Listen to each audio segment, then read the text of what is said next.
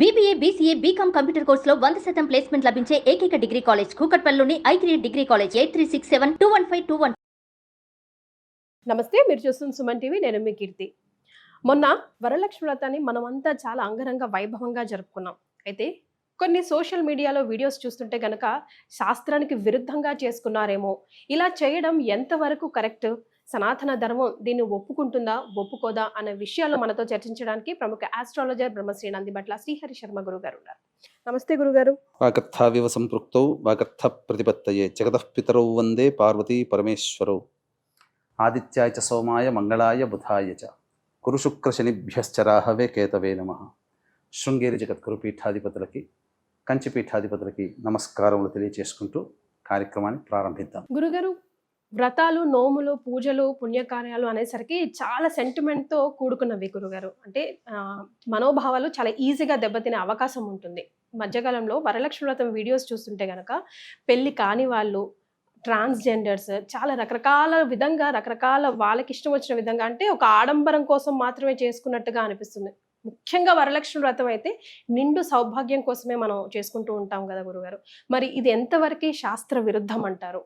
ఇది ఎంతవరకు మనం సపోర్ట్ చేయొచ్చు, సపోర్ట్ చేయకూడదు అంటారు? ముఖ్యంగా గమనించుకుంటేనమ్మా, ఇప్పుడు ఎప్పుడైతే నాటక రంగం నుంచి మొదలుకొని సినిమా రంగము, ప్రసార మాధ్యమం దాకా మన జీవితంలో ఒక భాగం అయితే అయిపోయిందో, దాన్ని దృష్టిలో పెట్టుకొని ప్రజలందరూ కూడా వాళ్ళ యొక్క అభిప్రాయాల్ని మార్చుకుంటున్నారు. ఇప్పుడు ఎవరైనా ఒక హీరో ఒక కూల్ డ్రింక్ కానీ, ఒక సిగరెట్ కానీ, లేకపోతే ఇంకేదైనా అలవాట్లకు సంబంధించింది యాడ్లో నటిస్తే ఆయన్ని అభిమానించే వాళ్ళు, ఆయన అనుసరించే వాళ్ళందరూ కూడా అదే విధంగా దాన్ని ఫాలో అవుతున్నారు. చివరికి అది ఏంటి, ఎక్కడి దాకా దారితీస్తుంది? సమాజాన్ని భ్రష్టు పట్టించే విధంగా దారితీస్తుంది. అయితే బిగ్ బాస్ షోలోనో, లేకపోతే రాజకీయ రంగంలో పలుకుబడిన వ్యక్తులుగానో, లేకపోతే చిన్న చితగా ఏదైనా సీరియల్స్లో నటించి కొంత ప్రాచుర్యం సంపాదించినటువంటి వాళ్ళు, పేరు సంపాదించినటువంటి వాళ్ళు, ఒకప్పటి కాలం నేను చెప్తున్నాను, సినిమా రంగంలో వాళ్ళు కూడా ఇలాంటివి చేసుకున్నారు. కానీ శాస్త్రీయబద్ధముగా, శాస్త్ర విహితముగా చేసుకున్నారు, కానీ శాస్త్రరహితంగా చేసుకోలేదు. ఎక్కడ కూడా ఎవరైనా పాయింట్అవుట్ చేస్తారా అని ఆ పాయింట్అవుట్ చేయకుండా కూడా జాగ్రత్త పడుతూ చక్కగా కార్యక్రమాలు చేసుకున్నారు, 10 మందికి తెలియజేశారు. ఆ తరం పోయింది. ఇప్పుడు ఉండేటువంటి ఈ కొత్త తరం కూడా కోర్టులు అనేటువంటివి కూడా కొన్ని దుష్ట సాంప్రదాయాలకి నాంది పలికింది. తద్వారా ఇప్పుడు ఎవరికి ఇష్టం వచ్చినట్లుగా, ఎవరి ఇష్టారీతిగా వాళ్ళు తమ యొక్క విధానాల్ని చేసుకుంటున్నారు. అది రహస్యంగా చేసుకోవచ్చు, కానీ 10 మందికి ప్రజలకి తెలియచేసే విధంగా బయట పెట్టాల్సిన అవసరం ఏముంది? దీంట్లో అంతరార్థం ఏంటి? నేనేదో పని చేస్తున్నాను, అది చాలా గొప్పది అని సమాజానికి తెలియచేయడం. అంటే నా బాటలో కూడా మీరు నడవండి, మీరు కూడా నన్ను ఆదర్శంగా తీసుకోండి. ఇంకొకటి విధానం ఏంటంటే డబ్బు. ఈ వీడియోలు ఎందుకనంటే వాళ్ళందరూ చేసిన సెలబ్రిటీస్ కాబట్టి వాళ్ళని తన్మయత్వంతో వాళ్ళు ఆశాంతం వీడియో చూస్తారు, తద్వారా వాళ్ళకి రెవెన్యూ జనరేట్ అవుతుంది. లేదా 10 మంది కళ్ళల్లో పడతాం. ఈ విధంగానైనా కానీ పొట్టి బట్టలు వేసుకొని తిరిగి యాక్షన్ చేసి పనికిరాని సన్నివేశాల్లో ఉండి దాన్ని చూసిన దానికన్నా, ఓహో నేను కూడా చాలా జాగ్రత్తగా, నేను కూడా ఈ యొక్క శాస్త్రీయతని పాటిస్తున్నానని 10 మందికి తెలియజేయడం కోసం, ఒక మంచిగా గొప్పగా ఉండడం కోసం, ఆ విధంగా, అంటే దొంగలు ఊళ్ళు పంచుకున్నట్టుగా దొంగతనం చేసేవాడు కూడా నేను మంచి పని చేస్తున్నానని దేవుడి దగ్గరకు వచ్చి నమస్కారం చేసుకున్నట్టుంది. దీనివల్ల సమాజానికి ఏంటి అని అంటే, ఇది ప్రధానంగా న్యాయ వ్యవస్థలో వచ్చినటువంటి ప్రధాన తీర్పుల వల్ల.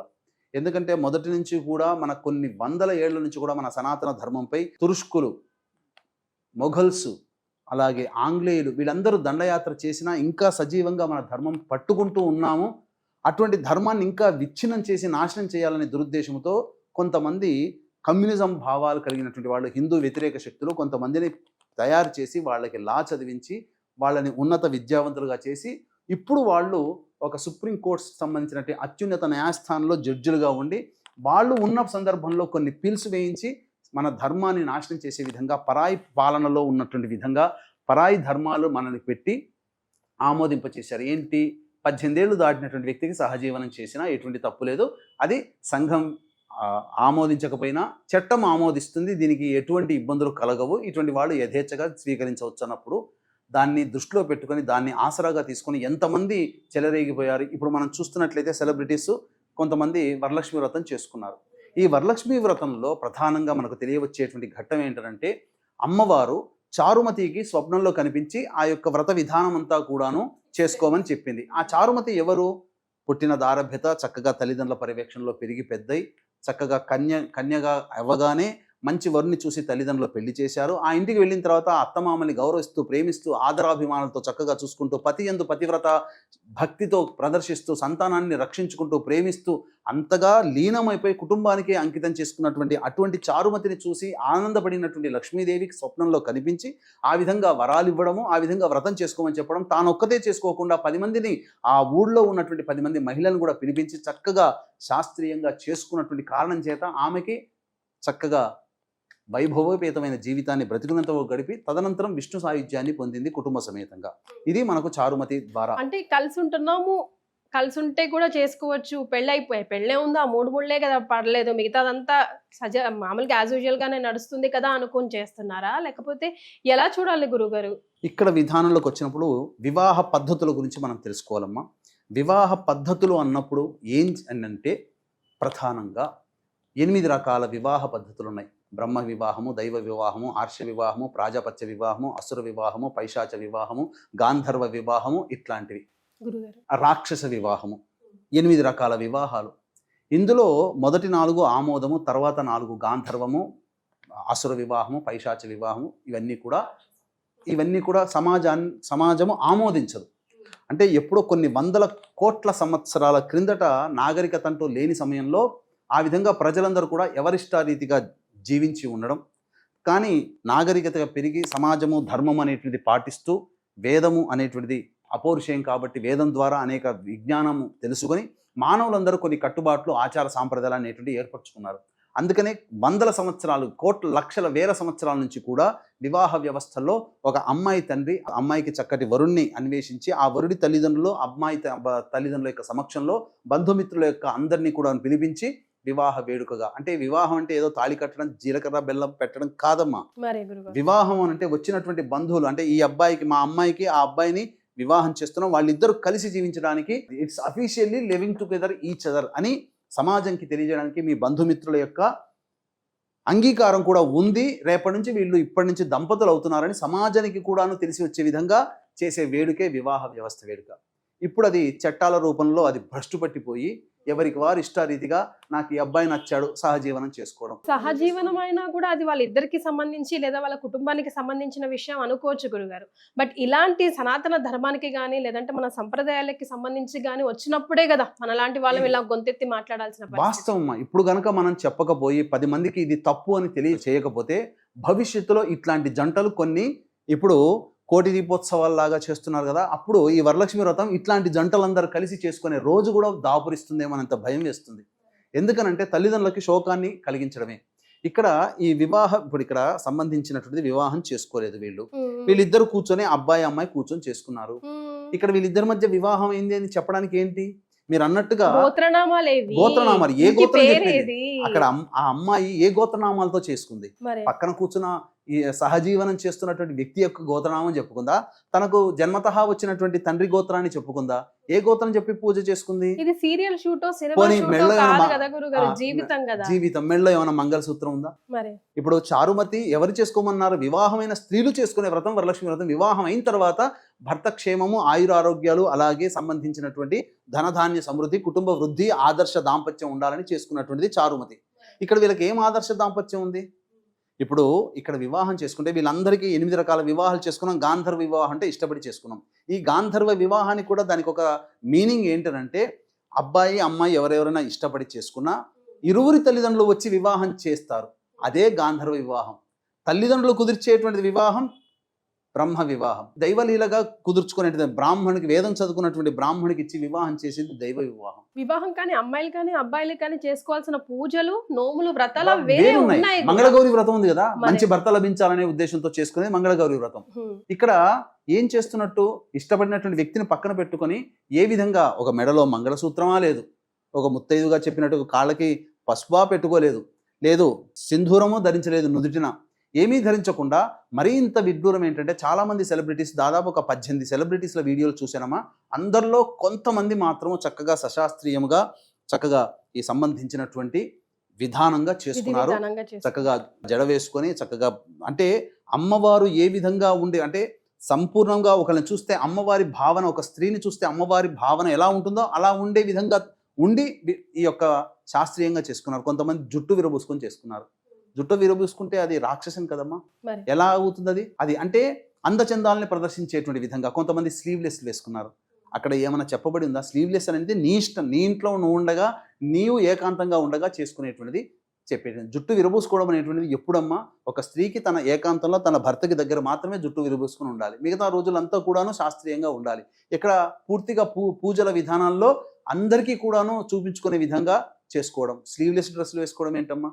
ఇందులో కేవలం నేను చేస్తుంది కరెక్టు అని చెప్పి తల్లిదండ్రుల దగ్గర అనుమతి కూడా లేకుండా వాళ్ళని ఎదిరించి వచ్చి రావడమే ఒక మహా ఘోరం, మహా తప్పు. మరి అటువంటిది ఇంకా ఒక రకంగా చెప్పాలంటే, నేను ఎటుపోతే నేను ఏం చేస్తే నాకు ఎదుటి వాళ్ళకి ఏంటి అని ఒక ధిక్కారణ ధోరణితో సమాజాన్ని కూడా నాలాగే మీరు ఉండండి అని చెప్పి భ్రష్టు పట్టించే విధంగా ఇప్పుడు ఈ విధానంలో చేసుకోవడం వల్ల ఏమవుతుంది?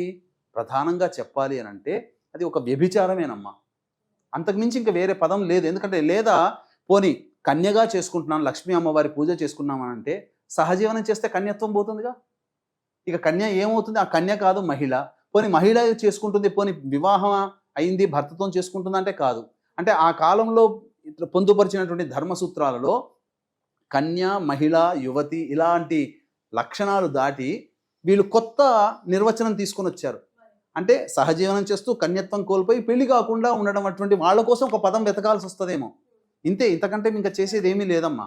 కాబట్టి కొంతమంది అయితేనేమో ఈ సంబంధించినటువంటి రాజకీయ నాయకులు కానీ కొంతమంది ఇలా చేసుకుంటున్నారు. ఒక చోట పెళ్ళి అయిపోయి ధర్మబద్ధంగా, శాస్త్రీయబద్ధంగా 7 అడుగులు అగ్నిసాక్షిగా వివాహం చేసుకొని తల్లిదండ్రుల సమక్షంలో వాళ్ళ అనుమతి పొంది వివాహం చేసుకొని ఉన్నటువంటి వ్యక్తి మళ్ళీ వేరొక వ్యక్తులని ఇష్టపడి, ఆ వ్యక్తి కూడా పెద్దలు కుదిర్చిన వివాహం చేసుకుని ఇప్పుడు ఇష్టపడ్డారని చెప్పి ఇరువురు కలిసి మళ్ళీ ఒక చోట కూర్చొని వ్యాపార స్థలంలో వ్రతం చేసుకోవడం ఎంతవరకు విడ్డూరం?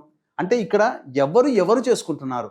భర్త లేకుండా భార్య, భార్య లేకుండా భర్త కలిసి కూర్చోవడం వల్ల ఏ రకమైన సాంప్రదాయానికి మనం తెరలేపుతున్నాం అనేటువంటి విషయాన్ని గుర్తుపెట్టుకోవాలి. కాబట్టి దయచేసి వీక్షించేటువంటి ప్రేక్షకులు ఎల్లరూ కూడా అటువంటి వీడియోలు చూడగానే దాన్ని ఏమాత్రం కూడా ఆమోదయోగ్యంగా చేయకూడదు. మరీ విచిత్రంగా అంటేనమ్మా, వీళ్ళ వీడియోలు చూసి అతి త్వరలో మీరు చక్కగా దంపతులుగా కావాలని కోరుకుంటున్నాను, ఆశీస్సులు అని చెప్పి వీడియోలో పెడుతున్నారు. అంటే దాని అర్థం ఏంటి? ఆ కామెంట్లో పెడుతున్నారు అంటే నువ్వు ఆమోదించినట్టు కదా. అంటే నీ ఇంట్లో నీ అమ్మాయికో లేకపోతే నీ యొక్క చెల్లెలికో నీ అక్కకో ఇలా జరిగితే నువ్వు ఊరుకుంటావా? అలా ఆమోదిస్తావా వాళ్ళని? బయటి వాళ్ళని ఎలా ఆమోదించగలుగుతావు? బయట వాళ్ళని ఆమోదించావంటే శాస్త్రాన్ని, ధర్మాన్ని నాశనం చేసినట్లే, సమాజాన్ని భ్రష్టు పట్టించినట్లే. సమాజంలో మనం బతకట్లేమా? అడవుల్లో బతకట్లేదు కదా, కందమూలాలు తిరుగుకుంటూ ఎక్కడో ఉండట్లేదు కదా, కోతుల్లాగా జీవించట్లేదు కదా.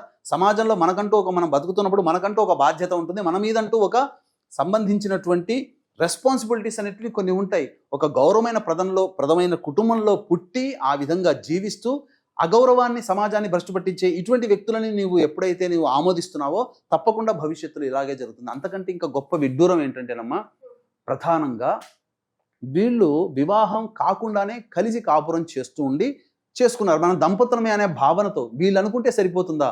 ఇప్పుడు వాళ్ళు సంబంధించినటువంటి ఒక చిన్న ఎగ్జాంపుల్ చెప్తాను. వాళ్ళందరూ నటులే కదా. నటులైనప్పుడు వాళ్ళని ఏదైనా నటించడానికి ఒక ప్రోగ్రాం పిలిపించి వాళ్ళు రాగానే వాళ్ళని నటించమని చెప్పండి. అంటే ఒక స్క్రిప్ట్ అంటూ ఉంటుంది కదా, ఆ ఒక విధానం అంటూ ఉంటుంది కదా. అవేవి లేకుండా నువ్వు కెమెరా దగ్గర కూర్చొని ఇష్టం వచ్చింది చేయమనంటే అది ఎంతవరకు సబబు? అట్లాగే వాళ్ళు వివాహం కాకుండా ఇలా చేయడం అనేది ఎంతవరకు సబబు? కాబట్టి దీన్ని మనం గ్రహించాల్సిందే. ఖచ్చితంగా అటువంటి వాళ్ళ వీడియోలు భవిష్యత్తులో మళ్ళీ ఇటువంటివి రాకూడదు. అటువంటి వాళ్ళ వీడియోలు ఉన్నాయనంటే రిపోర్ట్ కొట్టండి. వాళ్ళ వీడియోల్లో ఎవ్వరు కూడా చూసి వదలకూడదు. ఎందుకంటే సమాజాన్ని భ్రష్టు పట్టిస్తున్న ఒక బాధ్యతాయుతమైన పౌరుడిగా మన ఇంట్లో కూడా మన చెల్లో, మన అక్కో, మన కూతురో ఉంటే మనం ఎలా స్పందిస్తామో అటువంటి వీడియోలు చూసినటువంటి వాళ్ళు అటువంటి వీడియోలను రిపోర్ట్ కనుక కొడితే భవిష్యత్తులో ఇట్లాంటి దారుణాలు చేయడానికి, సమాజానికి తలవంపు తెచ్చే కుటుంబ తల్లిదండ్రులు, వాళ్ళ తల్లిదండ్రులు ఎంత బాధపడుతుంటారమ్మా. మరి ఈ మాటలు, ఈ వీడియోలు మనం మాట్లాడుకునే కన్నీ పెంచి పెద్ద చేసినటువంటి తల్లిదండ్రులు నా బిడ్డ ఇలా ఒకరి పక్కన కూర్చొని ఇలా చేసింది, పెళ్లి చేయలేకపోయాం, అటువంటి వాడి పక్కన సహజీవనం చేస్తూ కూర్చుంది, భర్త కాదు, ప్రియుడు కాదు, సఖుడు కాదు, స్నేహితుడు కాదు, సోదరుడు కాదు, ఏమీ కాని సహజీవనం చేస్తున్నటువంటి వ్యక్తి పక్కన కూర్చొని చేస్తుందంటే ఆ తల్లిదండ్రుల మనస్సు ఎంత కోతకి గురవుతుందమ్మా.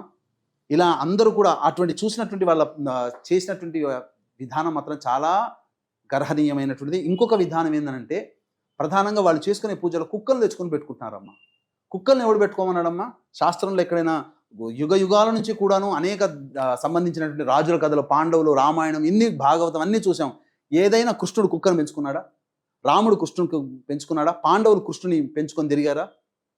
కుక్క రూపంలో యముడు స్వర్గారోహణం వాళ్ళ ఆఖరి మజిలీలో వాళ్ళ వెంట వచ్చాడు, కానీ వాళ్ళు చంకన వేసుకొని తిరగలేదమ్మా కుక్కని పాండవులు.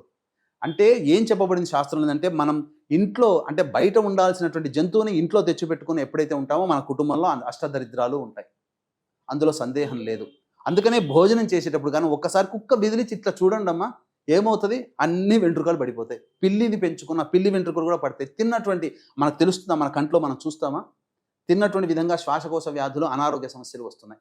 కాబట్టి ఇంకా దారుణాతీతం. అసలు పెళ్లి కాకుండానే ఒక వ్యక్తితో సహజీవనం చేస్తూ పక్కన కూర్చోబెట్టుకొని ఏ గోత్రనామాలతో చెప్తున్నారో తెలియకుండా ఆ విధంగా పూజ చేసుకొని అంటే అపహాస్యం చేస్తున్నట్టు కాదు, ధర్మాన్ని దైవాన్ని అపహాస్యం చేస్తున్నట్టు కాదు. పైగా వాయనం ఇవ్వాల్సింది ఎవరికమ్మా? ముత్తైదులకు ఇవ్వాలి. అనేక మంది వీడియోలు చూశాను కదా, పెళ్లి కాని వాళ్ళ అమ్మాయిలకు కూడా వాయనం ఇస్తున్నారు.